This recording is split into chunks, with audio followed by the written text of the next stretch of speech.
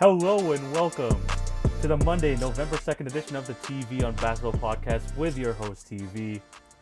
Back at it again with another podcast on a Monday.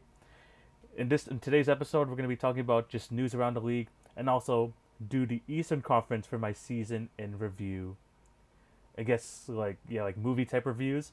That's going to happen in the second part of this podcast where I cut myself here. I recorded that part, I believe, last week. So this podcast is going to be basically broken up into two parts, but I will make them work in this video. But yeah, today I'm just going to be talking about just like the latest news around the league, just to like give like any updates or anything like that. And there's some like good notable news, so I cannot wait to talk about that. But before we get into this podcast, I have to do my plugging. Remember to follow at TV on Basketball on Twitter, Facebook, and Instagram for updates on the podcast and for other content. If you want to watch me on YouTube, if you're watching on YouTube, remember to hit the subscribe button, hit the like button, and turn on the notification bell on if you want notifications on when I'm going to be releasing videos. Of course, I'm going to be sticking to my schedule. I'm going to be posting another video on Wednesday on me either reacting to a video I have a plan on or an article that I've come across. So that's going to be coming out soon. And remember, just to like show love if you're listening on any of the podcast networks. Podbean, Apple, Spotify, Anchor as well. And all those links can be found in my link tree. But yeah, we got all that stuff out of the way. Let's get right into this podcast. And there was quite a number of quite a lot of news that happened throughout the week, and we're going to definitely be getting into it.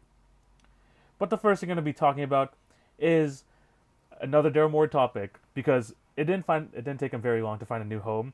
The Philadelphia 76ers have made Daryl Morey, the former Rockets general manager, president of basketball operations, by signing him to a 5-year deal. And that also coincides with them re-signing Elton Brand to an extension as well, a 5-year extension, for him to remain as the general manager. The 76ers really needed something to change their culture, and I think bringing in someone as notorious as Daryl Morey will definitely help that. You have Daryl Morey, and like I talked about last week, he is not afraid to try new things. And when he has a plan on the offensive end, he is going to go all out to try and achieve that. So when you have people like Joel Embiid and Ben Simmons, who apparently they still plan to keep together, if I trust someone to at least try to make it work as best as possible, I'm going to trust Daryl Morey to try and bring in the players needed to make this team work. And that's the thing you're going to expect with Daryl Morey. Like, you're not going to have, a stuck-in-the-mud type of general manager who will try and stick with the team he has. No, he's going to do all he can to make the moves possible to make the team work, to his vision. And the play is going to change. And that's exactly what the type of change that they need in the 76ers. And I think, it's going to, like I said, it's going to make moves that are going to be tailored to the roster. We don't know what's going to happen yet. We still don't know really what's going to happen in this offseason. But at least the 76ers are creating change. And moving away from Sam Hinkie, who, let's be honest, maybe he could have been the guy to continue moving forward with the process. But now they bring in someone who is respected around the league, someone who is very innovative, someone who, knows the analytics and stuff like that. I think this was a fantastic hire. And I've bashed Elton Brand in the past, but maybe having someone like Sam Hinkie by his side may change things for him as well. So I'm going to give him a chance. A 5-year extension may be a bit much, but the 76ers believe in them. Let's see what's going to happen to them in the future. Let's move to this. We're going to be talking about the Brooklyn Nets right now and the additions they made to their coaching staff. I could have talked about this news last week, but Steve Nash has added Amari Stoudemire. Yes, his running mate when he was with the Suns back in the day. He is going to be an assistant coach, mostly to help with player development. And he also brought in two other players from the 06 Suns team. You have Mike D'Antoni, who just coached the Houston Rockets last season, who will join Steve Nash on his coaching staff. And also, I'm Udoka, who I believe he played for the Suns before. You don't want to quote me on that, but I believe he did play for the Suns. No, he did not, but he was just another NBA player who it looks like it's going to be basically the mid-2000s again with the type of roster coaching staff that they have. My thoughts on these hires, it feels like it's like a nice like 2006 Suns reunion, obviously with Stoudemire, D'Antoni, and Nash. And I think there's going to be a lot of relatability here. I mean, you bring in Amari Stoudemire, who just, I believe, won MVP of the Saudi League, I believe so, or the no, sorry, the Israeli League. He was just there last year and he won MVP.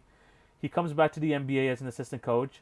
I never really thought that Amari Stoudemire would go after this type of job, but here we are. It's freaking 2020. Anything is possible. And I also think that the hire of Mike D'Antoni is really good because, like Stoudemire, like Steve Nash, this is their first head coaching gig. So when you bring in someone like a Mike D'Antoni, even though he's an assistant, I mean, he has been a head coach for so long now, and I think that him like being in the ear of Steve Nash and stuff like that will like really help things because he is like the guy with the most head coaching experience. Even someone like I'm Udoka, I mean, he's been with like the Spurs before, and he's been like assistant coach around the league. So these guys have experience to balance out with the new guys with Steve Nash and Amari Stoudemire, and I think this is going to be a good fit. I mean, we still don't know what this Brooklyn Nets team is going to look like, what type of moves they're going to make, but I think having like the camaraderie with the old Suns team, bringing in someone like Mike D'Antoni, who is a established coach that players respect, I think it's going to be a good mix, and these were some good hires from Brooklyn here. So these three joined Nash's staff. Let's see. It's going to be really weird to see them on the sidelines together, but that's 2020 for you, like I said. So that's going to be very exciting. Let's see how good Brooklyn's going to do next year. We're going to move on to the third topic, and we're going to be talking about Terrence Davis. Yes, Terrence Davis, unfortunately, he got himself into trouble this week in New York City as he faces a lot of charges after apparently punching, I believe it was an ex or something like that, and she had to go to the hospital and everything, and now he is being charged. I'm not going to spend too long about this. These are still alleged reports, so it's probably innocent until proven guilty. But at the same time, I mean, this is not good news if you're the Toronto Raptors. Terrence Davis had such a good year last year, and he's kind of getting himself into trouble already. It's highly unfortunate this happened. Hopefully he can learn from this lesson. I don't know how this is going to affect his playing ability going into next season, or like in terms of minutes. Maybe there's going to be some disciplinary act there. But at the same time, I do not agree with any form of abuse, any form of punching. Obviously, we don't know the whole story and stuff like that. But at the same time, he shouldn't have gone there. I believe he has like 8 or more charges going against him. I don't have the list in front of me of what they are, but it's a highly unfortunate incident that a young man like Terrence Davis, who honestly looked like he was going to be a pretty good player in this league in the future, like has already got himself like into some bad trouble already. So hopefully he can figure that out and can be back on the court for the Raptors next year. But he has to make definitely better decisions. Next topic we're going to be discussing is the Houston Rockets. Yes, they did lose Mike D'Antoni just a few weeks ago, but they found his replacement. They are hiring former Mavs assistant Stephen Silas. Again, a topic like that I'm not going to go too much further into, just because I really don't know much about him. I know his dad was a well-respected coach back in the 80s and 90s. I forgot. I think it's Paul Silas. That's his name, like his father. And now his son is going to be coaching the Houston Rockets. Like I said, don't know much about him, but if there's one thing you can take away from this, the Dallas Mavericks had the highest offensive rating in NBA history last year. And apparently Stephen Silas had a lot to do with it, according to just from the articles I've been reading and stuff. So if you bring that type of offensive mind to the Rockets, pair him up with James Harden and Russell Westbrook, maybe something like will click there. I mean, like, we don't know much about him right now, but we didn't know much about Nick Nurse. We didn't know much about Brad Stevens. Give them a chance, and honestly, a voice like this could go really good. Like I said, Nick Nurse and Brad Stevens, but it can also go really bad, a la Jim Boylan and stuff like that. So it's going to be very interesting to see like what type of philosophy he brings to the Houston Rockets. But if it's anything to do with the offensive end, I'm all for it. I mean, maybe he can get like the best out of Harden and Westbrook playing together, and that's going to be definitely very interesting to see. Final topic before we transition into the reviews, we're going to be talking about the possibility of a 50-game NBA season. Apparently, the the initial report that the NBA was going to try to do a 72 game season starting on December 22nd has faced a lot of backlash from the NBPA and players accordingly. So there's a lot of like options like floating around, and one of them has to do with a 50 game season. If they want to start the season in January, this would result in less pay for the players. Obviously, that makes sense. I mean, if you play less in this season, it's gonna have to affect your money in some way. And what this like tells me is that the NBA understands like the metrics of all this. If they continue to go on this path, doing a January to however long this is gonna be like type season, especially if you try to go like force 82 games or 72 games starting in January, you're gonna be coinciding with the NFL once again, and the NBA knows at this point they cannot compete. They had their schedule, which has been working for them for decades on end, and they don't want to go away from that, which makes perfect sense from a business standpoint. But if the NBA players, want to get their rest, which is completely reasonable. I mean, these guys, especially those who are in the bubble, had to be away from their families for so long. This is such a weird year, and going back, during like right before Christmas is also very tough too. And I completely like empathize with the players on that end. But they have to understand, less season, less money. And I think if they can come to some sort of agreement, I believe the deadline is November 6th, I think it could work out. And hopefully they will be able to figure that out as well. Hopefully this will improve quality of play as well, and I believe that the reduced salary does make sense. But that's all for the topics for today. I'm going to be transitioning into my reviews very soon. I hope you really enjoyed this episode. And remember, I'm going to be back on Wednesday with a new React video, and I'm going to be back on Friday with a cool collab, so look out for that. But yeah, hopefully you guys enjoyed this review, and I'm going to take it away to my past self. Welcome to part 2 of my season in review, where I give a rating on each NBA team season, and I give you the pros and cons of each of them. Last week we did the Western Conference, so this week we have to finish off the league with the Eastern Conference. Same format, one sentence to describe the team, season, give you the pros and cons, and also give them a rating. So without further ado, let's get right into it. And the first team we're going to be talking about is my Toronto Raptors, which is over my shoulder right here. I'm going to give them 4.2 stars out of 5. Now, if I had one sentence to describe them, it would be that their talent was substantially less this year, but their system maintained its form. And that's what it was for the Toronto Raptors. They finished second in the East, just behind the Milwaukee Bucks. Another great season, great improvements from Pascal Siakam. Kyle Lowry looked like a near top 5 point guard in the league. They actually made a pretty good playoff run, taking the Celtics to 7 games. And like the Raptors system usually does, they just get production out of some just virtual unknowns.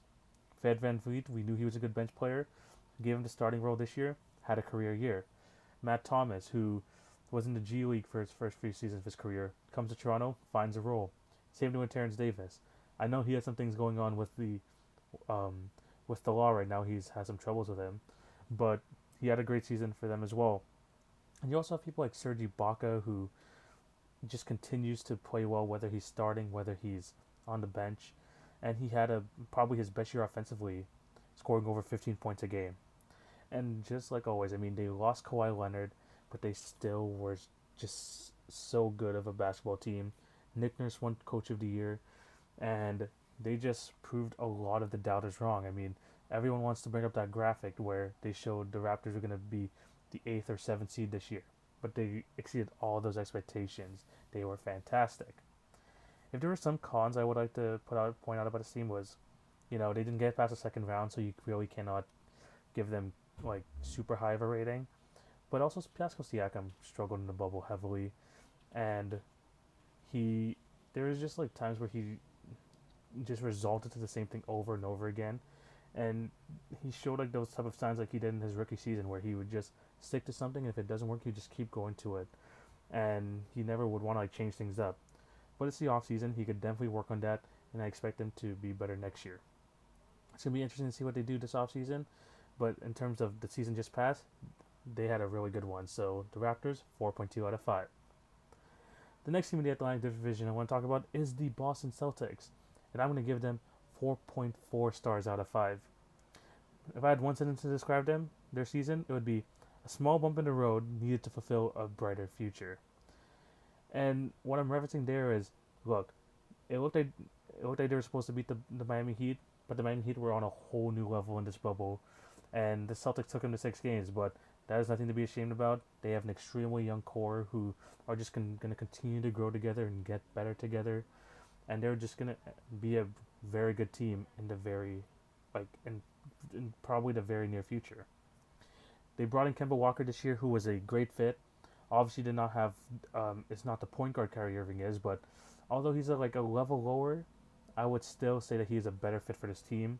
And he showed this year that look, he doesn't have to be the number 1 or 2 option, but he can be if he's asked upon throughout the season, and he just still put up great numbers. You know, their stars took the next step as well. I mean, you have Jason Tatum having his first All Star team year. I believe he made an All NBA third team as well. If he didn't, my apologies, but I believe he made All NBA third team. And you have people like Marcus Smart have a great season. Jaylen Brown exceeded 20 points per game mark for the first time in his career. Like a lot of those guys just took the next steps. And like I said, sure they didn't make it to the finals this year, but these guys are young. These guys are super young, and they're just going to continue to grow together and get better together. Obviously, like some of the cons that I have to discuss here is that look, they just like I've been saying all season, this is a championship level team, but they need a big man. Daniel Tice, I'm not saying he's a bad player. I really hope to keep him around, especially in a backup role. But they need someone with size and who can hit the three. That's why those rumors about Miles Turner going around seem absolutely perfect. I'm not going to go further into this because I have an off-season podcast with someone later on that we might discuss that. But yeah, I just think they need to add that, and you know they just came short of the NBA Finals. And like I said, this is not to disrespect Miami Heat, but the Boston Celtics were definitely the favorites in that series, and they fell short. And they just have a lot of time to figure things out. Hopefully, they're able to in the next upcoming seasons. I've been giving high ratings so far. We're going to drop those down really quickly. Next thing we're going to be talking about is the Philadelphia 76ers. And I'm going to give them 1.5 stars out of 5. Yes, I'm giving them 1.5 stars out of 5. One sentence to describe them is, why do I continue to give them hope? Every time I give them hope, they leave me disappointed. And it's another one of those seasons for the Philadelphia 76ers. Like, if you just look at the pros, I mean, I guess Embiid still played at an all-star level. Ben Simmons still played at an all-star level. I mean, he made all-defensive team for the first time in his career. And you, I guess, got some good production out of Shake Milton, which could be a nice rotation piece for you going forward. But there's just so many cons here that we have to go through. I mean, if you just look at just like the new additions, I mean, Al Horford, they paid him big, big money this offseason, and he did not live up to those expectations at all. I mean, at the end of the season, he was coming off the bench. He just did not have a great season at all. Tobias Harris signed that massive deal, and if you want to hear more about that, I mean, this Friday I'm having a podcast with the Daily Dribble that I'm going to be posting up, and we're both on the same wavelength here. I mean, the Tobias Harris contract is straight highway robbery at this point, and I can't believe they just gave that contract instead of Jimmy Butler. And you know they had to you have to get out of these contracts, especially with Tobias and Horford making up like over $60 million a year. They were swept in the first round. There's so many injuries, and honestly, they were like one of those teams that looked like they were gonna come out the East this year, and they came nowhere close, nowhere in the season where you're like, yo, this is a top 3 Eastern Conference team. No, at no point in the season where you thought that. And the thing about this 76ers team is that, like, was there really any improvement? If you look at Ben Simmons' first 2 years, it looked nearly identical. He's plateaued. He is a fantastic player and has, like, the potential of a top 5, top 3 point guard in this league. But he just hasn't improved. And then if you look at Joel Embiid as well, I mean, sure, he put up great numbers, but his impact was just not as seen as much this year as it was in other years. And he technically took a step back, like, compared to his, like, expectations. So, yeah, it was a really tough season for the 76ers. I know they brought in some new coaches and stuff like that, so hopefully that can change for next year. But looking at last season, it was a complete and utter disaster for this team. and there's going to be a lot of things they need to get out of for them to improve here. Next team we're going to be talking about is the I was going to say New Jersey Nets. Oh my gosh, the Brooklyn Nets. In this season, I'm giving them a 3 out of 5. My one sentence to describe them: the young guys have promise, but they're making their way for the superstars for next year. Lots of pros with this team. I mean, the young guys took the next step. I mean, Jared Allen looked like a really good center for them, a nice defensive center. You have people like Karis LeVert and Spencer Dinwiddie, have really good moments throughout the season. I mean, Dinwiddie contracted COVID, so he didn't even go to the bubble. But Karis LeVert looked really good in the bubble. I mean, he was averaging over 20 points a game and like 7 assists. I mean, they made it to the playoffs as well, and they did this with kind of like a lack of talent. I mean, Jacques Vaughn really had these guys playing well in the bubble, and although they got swept by the Raptors, I mean, they still put up decent fights, especially early in that series. But again, there's some cons with this team. I mean, we didn't really get to see the stars this year. I know we weren't expecting KD, but Kyrie, another injury-riddled season. They were a first-round exit, so you really can't put them very high. And it was just an average season. But at the same time, like I said, it's acceptable for them. Next year is when we get to see the real things start to fall into place. And the Brooklyn Nets, they're going to be one of those teams who are going to be probably in that championship bubble coming into next season. So, yeah, pretty good season, keeping in mind the situation they were in. So, but at the end of the day, I'm going to give the Nets a 3 out of 5. Last team in the Atlantic Division I'm going to talk about, and we're going to be talking about the New York Knicks. I'm giving them a 1.2 stars out of 5, and my one sentence to describe them is, they should be better because it's New York, but we know it won't be.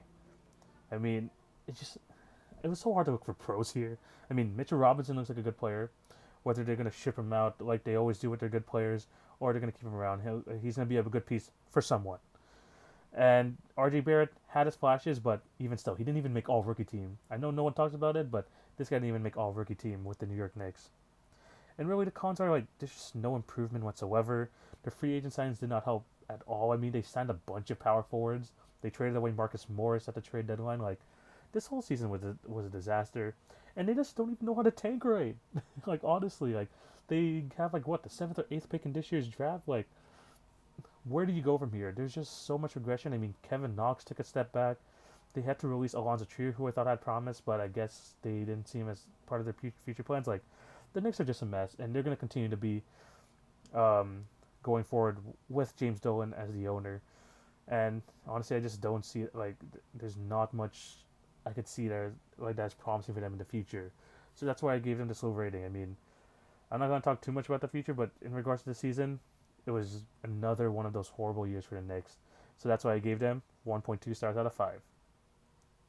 Let's move on to the next division, and we're gonna be talking about the Central Division, and we're gonna be starting here with the Milwaukee Bucks. They were number 1 in the East this year, flamed out in the playoffs, but this year I'm giving their season 3.6 stars out of 5. Look, my one sentence to describe it is: they are a good team, but are there anything more than that? And that's what I want to talk about this Milwaukee Bucks. I mean, playoffs aside, they look like a historically good team. Giannis, another MVP season. I mean, he won back-to-back MVPs. Chris Middleton had his first time as an All-Star, I believe, this year. Brook Lopez had a great year. I mean, this team looked like they were bound for the NBA Finals, especially with like kind of like a lot of questions with the East, like from like 2 to 4. Like, there was a lot of questions there, and the Bucks looked like for at least like 80-90% of the season like the clear favorites. But this is where we have to transition to the cons. I mean, they just flamed down the playoffs, and they just did not look like themselves. I mean, sure, the Giannis injury hurt them in the second round, but they were already down when Giannis was playing. For some reason, they just did not look like themselves. They didn't have that fight within them. Like, their defense was just not as great as it was in the regular season. I mean, they had trouble with the Orlando Magic. That's how, even though they swept them, I mean, the Magic gave them some problems, and that just kind of is a good way to look at their bubble, like their bubble run. Like, it just wasn't that great. They exposed the weaknesses of Giannis, and the other guys just couldn't step up, and it just was not a good bubble for them. And that's why, if they made it to the finals and lost and stuff like that, they would probably be over a 4. But they didn't even get close to that. So that's why I had to like drop them quite significantly. And like I said, we have to question them. Like, are they really the right team for Giannis to succeed on? I know a lot of people are hating on Giannis right now. I still believe he's a top 5 player. I mean, he's a freaking 2-time MVP. People are gonna talk about, oh, he doesn't have skill, he just runs to the rim and stuff. But he, at the end of the day, he is one of the best players in the NBA, and like his team like has just not like been on par like to make it like further. But so yeah, I gave them like a decent rating at 3.6, but it could have been so much higher if it wasn't for that bubble run. So yeah, Bucks 3.6 stars out of 5. Next team I'm going to talk about is the Indiana Pacers, and I'm giving them 3.2 stars out of 5 for their season. My sentence for them is, for a team missing their best guy, they managed, and that's what they did this year. I mean, they were the 4th seed in the East this year. They played surprisingly well without Oladipo. I mean, Domantas Sabonis stepped up pretty big. Miles Turner had a pretty good year. Brogdon was a great free agent addition. And obviously, we got to talk about Bubble TJ Ward and how good he played in for the Pacers during the bubble.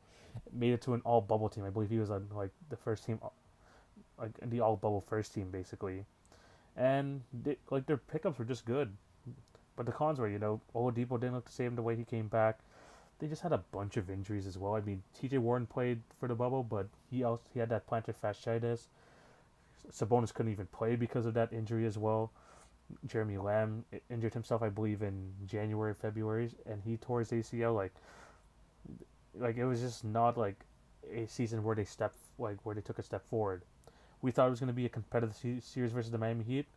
Oh, how wrong we were! They got absolutely swept, and there's just a lot of question marks in this team. It's a very interesting team, but I honestly just don't have an opinion on what they should do, where they should go. Like, it's just so many question marks here, and I'm gonna go into that like as the off season progresses. But in terms of this season, pretty average season. I mean, there's some good things to look at, but at the same time, they really did not show like I did not take really any steps forward. So here I'm gonna give the Pacers 3.2 out of 5. These are the last two teams in the Central Division. Let's talk about the Chicago Bulls.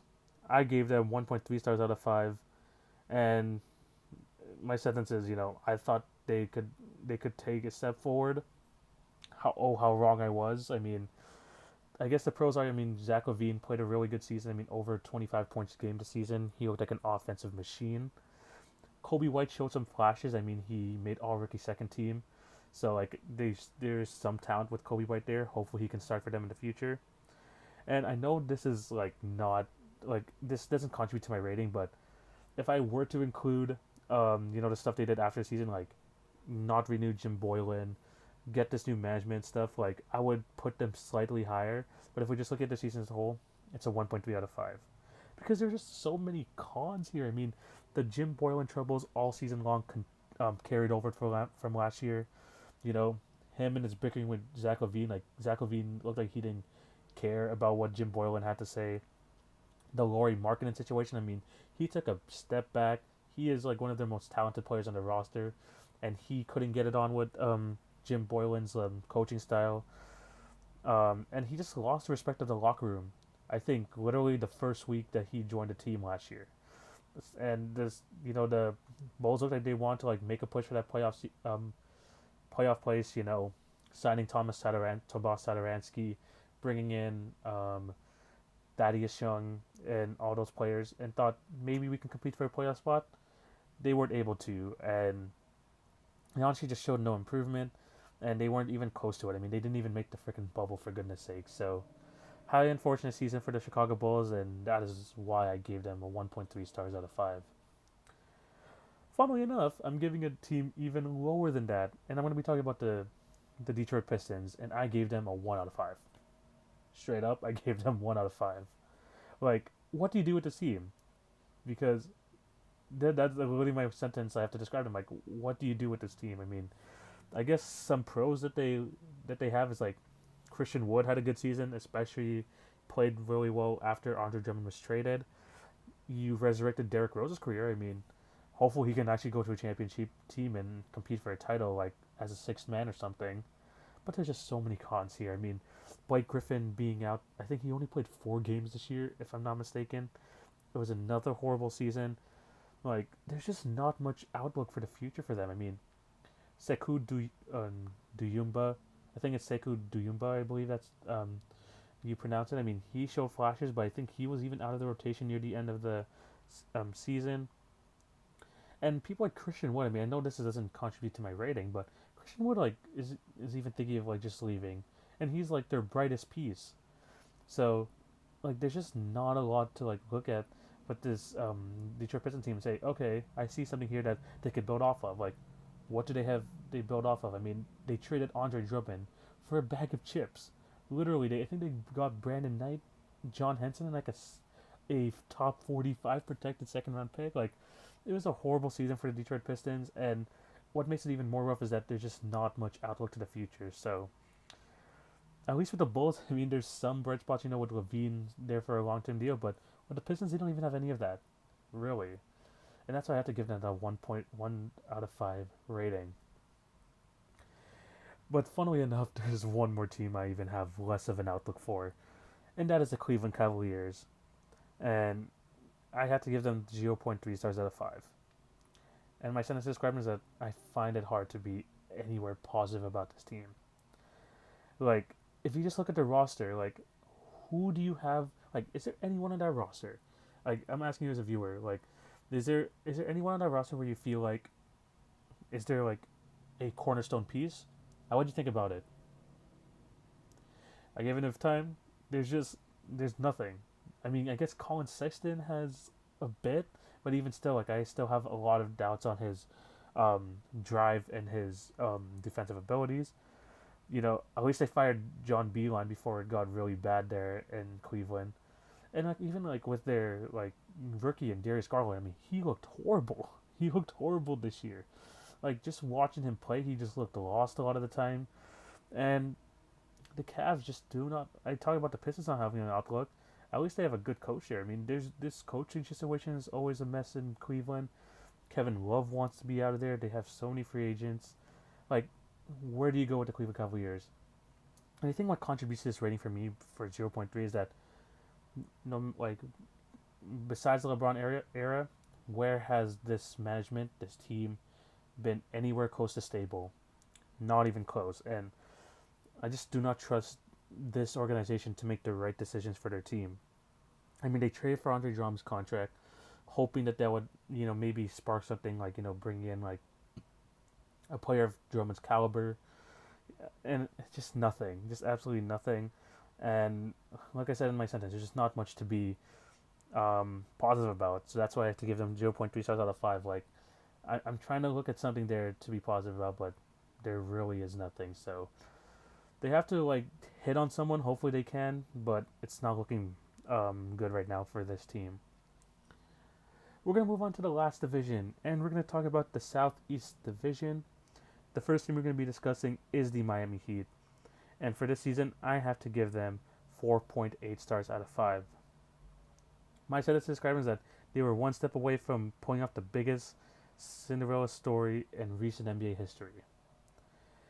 I don't have to go too deep into them. If you want to listen to my thoughts on their season, go back two episodes to my season finale from last season, and you can hear like my thoughts on them and the Lakers, like, for a long time. Like, I talked about this team for like maybe like 10 minutes straight. So if you want to see my thoughts on that, go to that episode. But to really summarize it, I mean, they had a finals appearance. A lot of their players just grew exponentially when you look at Duncan Robinson and Tyler Hero. It was a place for, like, they had just a good mix of young and old, like, young players and veterans, and they just worked out so well together. I forgot to mention, like, Bam Adebayo, one of the best young stars in the league, and they just had a massive playoff run. I mean, this bubble was absolutely perfect for them, like, for the type of team they had, and they took full advantage of it. They were fantastic, even in the finals where they were um, the heavy underdogs. They still put up a good fight, won 2 games, and showed the world. I mean, this Miami Heat team is no joke, absolutely no joke. Led by Jimmy Butler, with Bam by his side and stuff like that. This team can definitely, especially with the way the Heat have like run themselves for the last um, decade and stuff. I truly believe that this team will be back near this position next year. I guess the only constant really look at this team is that Dion Waiters situation from earlier in the season, but they took care of it easily, so I can't really put that against them. But they didn't win the final, so that's why I couldn't give them 5 out of 5. But 4.8 stars out of 5, I think, is a fair estimation. Right now, we're going to move on to the next team, and we're going to be talking about the Orlando Magic. And I'm going to give them a straight 50%, 2.5 stars out of 5. Like, my one sentence for them is that they went all in on being average, and they achieved that. I mean, looking at this team, like, they're so average. They they gave the bag to Nikola Vucevic. They gave money to Aaron Gordon in the past, and that basically just sends me the message that they are okay with being mediocre, and they they're just okay with being mediocre. I mean, they made it to the playoffs, but they got destroyed by the Milwaukee Bucks in 4 games. I mean, I'm not gonna say destroyed because, like I said earlier, they actually put up some good fights. Actually, no, they didn't get swept. They're the one team that didn't get swept. What am I saying? They actually won 1 game with the against the Milwaukee Bucks, and but still, I mean, they're just an average team at best. And honestly, they shouldn't even be in the playoff picture, but they are anyway.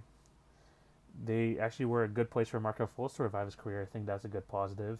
Maybe he can actually play a role for them in their future going forward. And before the injury, I mean, Jonathan Isaac looked like he was turning into taking the next steps in his career. But again, there's just like cons in this team. I mean, I really don't see this Orlando Magic team being better than they are.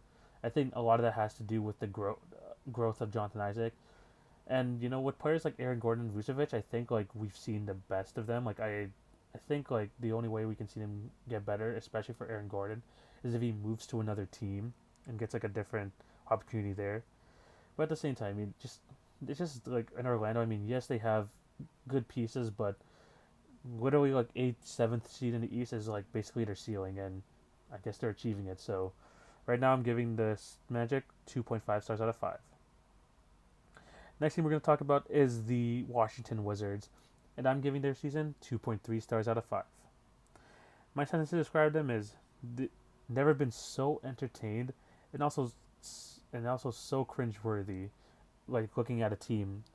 And that's what the Washington Wizards are. I mean, for most of the season, they were a really good offense with Bradley Beal putting up the numbers putting up like 28, 29 points per game, over 7 assists. Um, People like Davis Bertans actually like showed out for them, and I think he's gonna get the bag this summer. If you want to listen to my off-season predictions with a guest in the Sports Expert YT, look to my last episode. And like they at least had a good future piece in Rui Hachimura, who actually made All Rookie second team, I believe, as well. But at the same time, I mean, they were the worst defense in the league. They just played no defense during the season. I believe, yeah, they were like 30th in defensive rating. They missed a whole season of John Wall once again. Hopefully, he can come back next year. And they missed the playoffs. I mean, at the end of the day, I mean, I guess Bradley Beal taking the next step was like a good starting point for them, and hopefully they can be back in the playoff picture next year. But at the same time, I mean, at least like the reason I have them even close to the Magic, even though the Magic made the playoffs, I just like there's like a better outlook for them, especially with their 2 stars reuniting in the backcourt. There's some hope there, but at the same time, just looking at the season, it wasn't very great. There were some good stats, but it wasn't great whatsoever. So the Washington Wizards, 2.3 stars out of 5. Final 2 teams, and we're going to first talk about the Charlotte Hornets. And I gave their season 1.8 stars out of 5. And a quote I like to to describe them is there actually hope in this organization? And unlike the Knicks, I think, which is a similar quote I did here, is that I actually think that there's actually some hope here. I mean, Devonte Graham actually showed out the season. Sure, if you look at the advanced stats and stuff, like he did not have like as good a season as many people believe to. But at the same time, I mean, Devonte Graham actually looks like a piece that they can use going forward, which is like very rare to talk about the Charlotte Hornets. I mean, Kemba Walker left, and they thought that Terry Rozier was going to be their best player. Well, Terry Rozier had his moments. I mean, it was the Devonte Graham show, and especially for like the first week or 2 of the season, he actually looked like he was playing at an all-star level. So if he can just continue to grow in that point guard role, maybe he can actually improve and be a nice, point guard for them going into the future. They also had like a rookie in PJ Washington who made all rookie team as well, who actually has some promise. And like I said, I mean, at least the Charlotte Hornets actually have some glimmers of hope. I'm not saying a lot, but there's some glimmers there. But of course, the cons outweigh the pros here. Horrible season for them still. Rozier, I mean, he had his moments, but he still didn't look like the guy the Hornets were hoping to get. And there's just a lot of holes in their team they have to cover. I mean, the wing position, the center position is very iffy as well. They still have to deal with the Nicholas Batum contract for like 1 or 2 more years. But at least there's like a glimmer of hope here. So that's why I gave, so Hornets, honestly, a pretty generous rating in 1.8 out of 5. But at the same time, at least there is actually some hope within that organization. The final team I'm going to discuss is the Atlanta Hawks. And I'm giving their season 2 stars out of 5. My final quote here to describe them is they'll be good eventually, but they just need to mature. And I think a lot of like the season was just making those young mistakes and just learning from them so that they won't make those same mistakes going forward. Because there were actually some pros going into the season. I mean, Trae Young got better in his second season. They got Capella for like not a lot, so maybe you can have a nice pick and roll partner for Trae Young along with John Collins as well. And their 2 rookies in Cam Reddish and DeAndre Hunter, they started off the season slow, but they actually look like they can be good players for them going forward. But with the pros, I mean, like I said, there are some pros, but the cons definitely outweigh them in this scenario. I mean, they just did not take the next step that I thought this team would. I thought like if they weren't going to make the playoffs, they would be in and around that 8 seed race, but they weren't close to it. And a big reason for that was John Collins missing 25 games at the very beginning of the season, I believe, due to some a drug suspension, which was highly unfortunate because I think that was a very immature move from John Collins. I know DeAndre Hayden had the same type of suspension, but at least his son's kind of bounced back from it. But it really didn't look like the Atlanta Hawks could bounce back from this one, and it really kind of halted that momentum that they got coming off last year, coming into the season, and they weren't even close to a playoff spot. So, yes, I mean, there's some like they have a lot of nice young pieces going forward, and that's why I gave them a good rating. But at the same time, they've made mistakes that kind of halted what the season could have been even a better learning experience for them. But they really did plateau, and they really didn't get better as a team. But I think, like I said in my quote, I mean, they're going to make these mistakes. But I think once they mature together and grow as a team, they're going to definitely be better. I'm not going to give you my prediction of them next year, but I definitely expect them to be a lot better than they were this year. And we're just going to have to see how that goes. I mean, the Hawks have a lot of young pieces, but are they going to work? We're going to have to wait and see. But in terms of last season, I have to give them 2 stars out of 5. And this is where we're going to end today's episode. Thank you guys for watching or listening. Remember to follow @TV on Basketball on Twitter, Facebook, and Instagram for updates on the podcast and for other content. Remember to leave your thoughts in the comment section of this YouTube video. Whether you agree with my ratings or not, dispute them. I am down to debate them. Even DM me if you want to do a little debate on some of my takes.